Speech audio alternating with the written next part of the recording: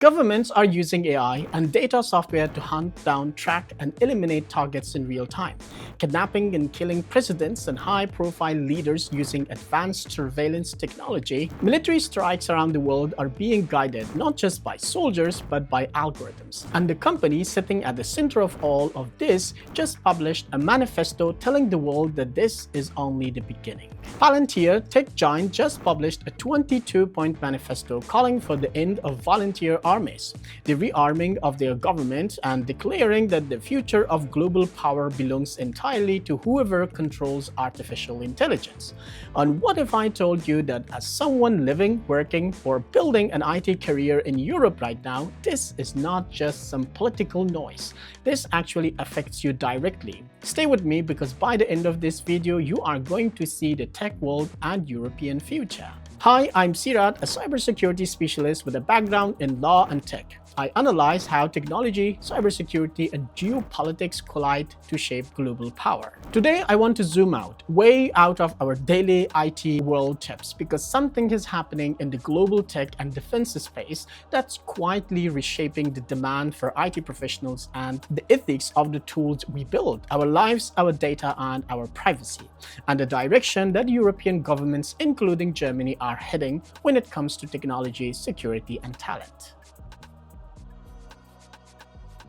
There's a Silicon Valley data analytics firm that builds some of the most powerful software on the planet. Their tools are used by governments, militaries, intelligence agencies, and law enforcement to take enormous amounts of raw data and turn it into actionable intelligence. Think of it like this. Imagine every phone call, every transaction, every movement pattern, every digital footprint collected by a government.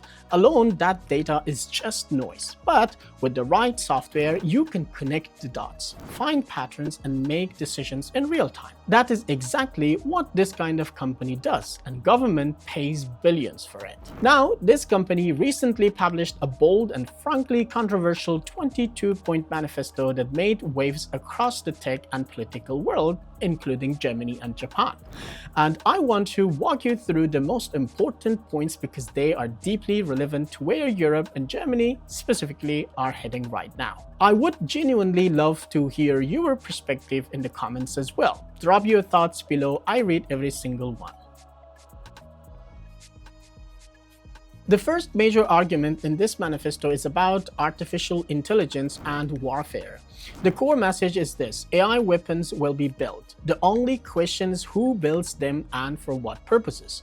The argument goes that adversaries of Western democracies are not going to sit around having philosophical debates about the ethics of autonomous weapons. They are going to build them. So the choice is either to lead in this space or to fall behind and be vulnerable. Now here is what gets interesting for the tech world in Europe. Germany, the Netherlands, France, and several other EU nations are massively increasing their defense technology budgets right now. After years of scaling back military investment, European governments woke up to the reality that the security landscape has fundamentally changed with the rise of AI and technology, of course. And what does modern defense need more than anything? It needs software engineers, data scientists, cybersecurity experts, AI developers, and IT support professionals who understand secure infrastructure. If you're an IT professional in Germany or Europe or planning to become one, understanding this shift is genuinely important. The defense and public sector IT space in Europe is growing fast and it's hungry for talent, including international talents. Here's something that might surprise you. This manifesto specifically calls for Germany to step out of the post-World War II framework that kept it militarily restrained for decades. And honestly, that debate is already happening inside Germany itself. The German government has begun increasing its defense budget dramatically. There's a serious political decision about reshaping military structures, investing in sovereign tech capabilities, and yes, even reconsidering forms of national service. For expats and IT professionals living in Germany, this context matters a lot, because when a government decides to invest heavily in security infrastructure, digital transformation, and defense technology, it creates jobs, opportunities, it attracts funding, and it shifts the kind of IT skills that are suddenly in demand. Cybersecurity certifications become more valuable. Experience with secure government systems becomes more attractive to employers. Companies that work with the government or for the government contracts start hiring more aggressively now. And positioning yourself with the right skills ahead of it is a serious advantage. Now, let's talk about the part that is what I think is genuinely complicated and that every person working in tech needs to think about. The manifesto touches on autonomous weapons, AI-driven decision-making in warfare, and the question of how much we can or we should delegate life and death decisions to machines. For example, I also have this dilemma of contributing to autonomous machines so that one day it can be turned into obliterating people. This is not just a philosophical debate, it is a practical one that is already paying out in real companies and real job descriptions. Organizations working in defense, tech, AI development, or data analytics are increasingly being asked to take positions on how their tools are being used. Some engineers refuse to work on projects that have military applications. That's a part that I'm myself thinking about, right? Others argue that if they do not build it, someone else with fewer ethical standards will build those wrong or awful machines.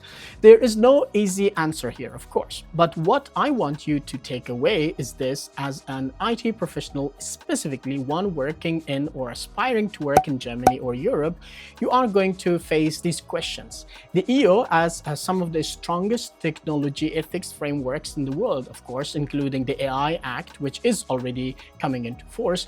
Understanding where you stand on these issues is not just a moral exercise, it's actually becoming part of your professional identity. And it will influence the kinds of companies and roles that are good fit for you. If this resonated with you, please hit the like button and subscribe the channel. Here's one more point from the manifesto that I want to highlight and connect to your life directly. The idea of bringing back national service or some form of a universal civic duty is gaining traction across Europe. Countries like Sweden and Finland already have strong models of this. Germany is actively debating its own version.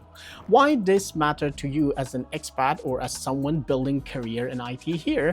Because if Germany moves toward a model of universal tech-integrated national service, it's going to need a massive infrastructure of trainers, IT administrators, software developers, and cybersecurity instructors to support it. That means more public-funded IT roles. That means more well-paying government-adjacent tech jobs. That means a growing sector that values the skills you are building right now. Now, I want to hear from you. What are your thoughts? Drop your comments below. I read every single one. And tell me, will you be working for such kind of tech companies that are developing autonomous weapons here in Europe? Will you? I would love to hear that. So let us bring this all home. The world of tech is no longer just about building apps or troubleshooting networks. The IT professionals have become deeply intertwined with national security, geopolitical strategy, and global power dynamics.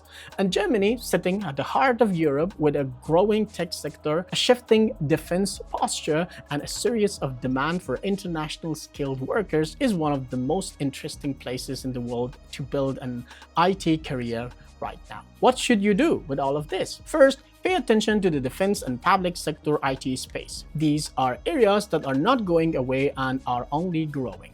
Second, build skills that are relevant to secure and regulated environments. Cybersecurity, cloud infrastructure, data protection, and compliance-related IT skills are all going to be increasingly valuable. Third, think about your values and where you want your work to take you. The tech ethics conversation is real, and it's going to reshape the industry significantly over the next decade. And fourth, stay informed, not just about German visa rules or IT certifications, but about the broader world that your career exists in. Because understanding the bigger picture is what separates an IT worker from an IT professional who actually leads. Here's the big takeaway from today. Technology and geopolitics are no longer separate conversations. The tools being built today by companies across the world, including right now here in Europe, are going to define the balance of power, the structure of societies, and yes, the kind of jobs that exist for people like you and me. The question is not whether this wave is coming, it is whether you are going to be ahead of it, behind it, or swept away by it. I genuinely believe that people who are aware, adaptable, and constantly learning, people like the ones watching this channel, like you, are the ones who thrive in exactly this kind of environment. So keep building your skills, keep asking hard questions, and keep showing up. If this video made you think differently about your IT career in Germany or Europe, as I also have viewers from the United States, I would genuinely love to hear your perspective in the comments. Do you think defense tech is a space you would consider working in? Drop your thought below. I read every single one and respond in details. And if you are new here, you want practical, honest, and genuinely useful content about living and working in Germany and Europe as an IT professional, then hit subscribe because we have a lot more coming. And if you want to keep learning right now, go check out the video I made about the highest paying IT certifications recognized in Germany. It's linked right below and is one of the most useful things you can watch next. See you there.